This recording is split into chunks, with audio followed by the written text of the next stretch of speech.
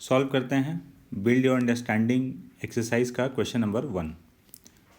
In an announcement on a railway station, a passenger hears that the last train has passed the station delta T1 minutes earlier than his train on the next station that is 20 km away from the previous station.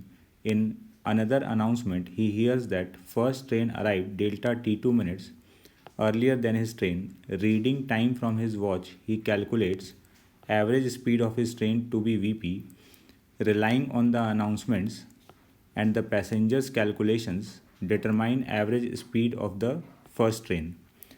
तो situation ये है कि दो station है A and B और इसके बीच में दो ट्रेन के मोशन का बात किया गया है, एक जिसमें पैसेंजर बैठा है और दूसरा ट्रेन जिसको वो ऑब्जर्व कर रहा है। स्टेशन ए से स्टेशन बी तक का डिस्टेंस हम लोग को गिवन है 20 किलोमीटर्स।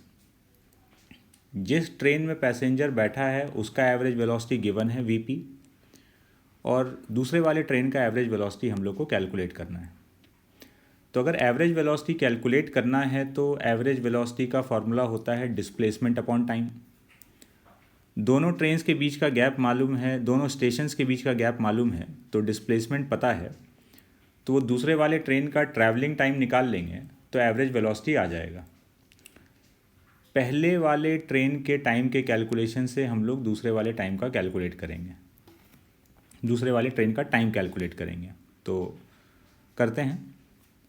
अगर हम लोग मान लें कि फ़र्स्ट वाले ट्रेन को जिसमें पैसेंजर बैठा है उसको हम लोग फर्स्ट ट्रेन बोल रहे हैं और जिसका कैलकुलेट करना है वो सेकंड ट्रेन। फर्स्ट ट्रेन जिसमें पैसेंजर बैठा है उसका टाइम अगर टी है तो इस टी को हम लोग फाइंड कर सकते हैं क्योंकि हम लोग को एवरेज वेलोसिटी ऑफ ट्रेन दिया हुआ है वीपी। तो average velocity is displacement upon time, तो time is displacement upon average velocity. ये फर्स्ट ट्रेन पैसेंजर्स ट्रेन का ट्रैवलिंग टाइम आ गया from station A to station B. अब हम लोग को ये बोला है कि जो दूसरा वाला ट्रेन है उसने डेल्टा T1 टाइम पहले चला था वो स्टेशन से, स्टेशन ए से डेल्टा T1 टाइम पहले चला और स्टेशन बी पर डेल्टा T2 टाइम पहले पहुंच गया।